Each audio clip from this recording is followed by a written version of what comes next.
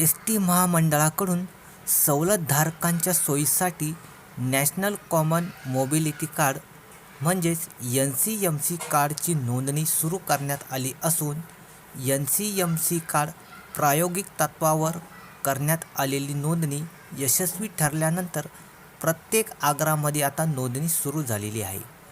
पण 1 मार्चपर्यंत नोंदणी न केल्यास एस टी महामंडळाकडून पुरविण्यात येणाऱ्या कोणत्याही सवलतीचा लाभ घेता येणार नाही, अशा आशयाच्या अनेक पोस्ट आणि व्हिडिओ सध्या सोशल मीडियावर व्हायरल होत आहे. तर आजच्या या व्हिडिओमध्ये आपण या पोस्ट आणि व्हिडिओबाबत खुलासा करणार आहोत. तर व्हिडिओ शेवटपर्यंत अवश्य बघा. एस टीच्या प्रवासात ज्येष्ठ नागरिक आणि महिला प्रवाशांना विविध सवलती दिल्या जातात. तसेच कमी खर्चात दूरच्या ठिकाणी प्रवास करण्याची सुविधा उपलब्ध असल्यामुळे एस टीला नेहमीच प्रवाशांचा चांगला प्रतिसाद मिळतो. दरम्यान सवलतींची अचूक नोंद आणि व्यवहारात अधिक पारदर्शकता राखण्यासाठी एस टी महामंडळाने महत्त्वाचे पाऊल उचलले आहे. प्रवाशांच्या सोयीसाठी स्मार्ट कार्ड प्रणाली सुरू करण्यात आली असून त्या संदर्भात विविध माहिती आता समोर येत आहे. एस टी प्रवास अधिक आधुनिक आणि तंत्रज्ञान आधारित करण्यासाठी नॅशनल कॉमन मोबिलिटी कार्ड म्हणजेच NCMC कार्ड प्रणाली सुरू करण्यात आल्याची चर्चा आहे. या संदर्भात विविध माध्यमातून बातम्या देखील आता प्रसिद्ध होत आहेत. तर काय आहे हे NCMC कार्ड ते आता आपण बघूया.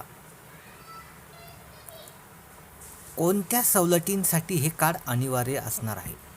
एस टी महामंडळाअंतर्गत महिला सन्मान योजनेअंतर्गत महिलांना 50% सवलत, 65 ते 75 वयोगटातील प्रवाशांसाठी 50% सवलत, 75 वर्षापेक्षा पुढील ज्येष्ठांसाठी अमृत ज्येष्ठ नागरिक योजनेअंतर्गत विनाशुल्क प्रवास, शालेय विद्यार्थ्यांसाठी 66.67 दराने मासिक पास योजना, 12वीपर्यंत मुलींना पुण्यश्लोक अहिल्याबाई होळकर योजनेअंतर्गत मोफत पास, शाळा महाविद्यालयांमध्ये थेट पास वितरण, स्वातंत्र्यसैनिक आणि एक साथीदार, अधिस्वीकृतीधारक पत्रकार, राज्यस्तरीय पुरस्कार प्राप्त झालेल्यांना मोफत प्रवास, सामाजिक दुर्बल घटकांमधील 30% सवलत, आवडेल तेथे कोठेही प्रवास, एस टी संघे तीर्थाटन योजना, आगाऊ आरक्षण अशा सुविधा या कार्डद्वारे मिळणार आहेत. या सुविधांचा लाभ घेण्यासाठी नॅशनल कॉमन मोबिलिटी कार्ड असणे आता आवश्यक असणार आहे.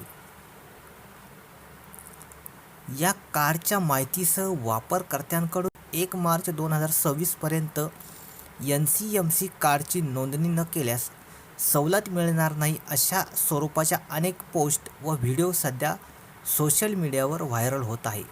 त्यामुळे प्रवाशांमध्ये संभ्रमाचे वातावरण निर्माण झाले असून याबाबत खुलासा करत एस टी महामंडळाने हा दावा खरा नसल्याची पुष्टी केली आहे.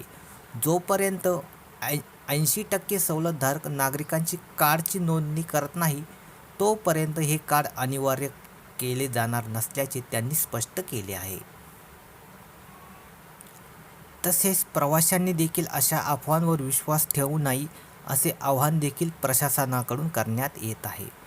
व्हिडिओ आवडला असेल तर नक्कीच लाईक करा, शेअर करा व अजून देखील आमचे चॅनल सबस्क्राईब केले नसेल तर अवश्य सबस्क्राईब करून घ्या.